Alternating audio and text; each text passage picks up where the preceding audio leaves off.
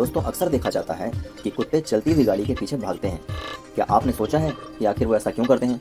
कि कुत्तों का अपना इलाका होता है। वे अक्सर अपने इलाके तय कर लेते हैं और इलाके की हर चीज़ की पहचान भी करते हैं। कुत्तों की सूंघने की क्षमता से हम सभी वाकिफ हैं, इसलिए वे हर चीज़ को गंध से ही पहचानते हैं।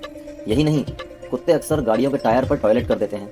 इसके पीछे का गणित भी यही है कि वह इससे अपना इलाके तय करते हैं कि जब कोई ऐसी गाड़ी उस इलाके में दाखिल होती है जिससे दूसरे कुत्ते के टॉयलेट की गंध आती है तो वह भौंकने लगता है। इसके अलावा कुत्ते अक्सर उन गाड़ियों के पीछे भी दौड़ते हैं जिससे कभी उन्हें या उनके किसी साथी को चोट लगी हो।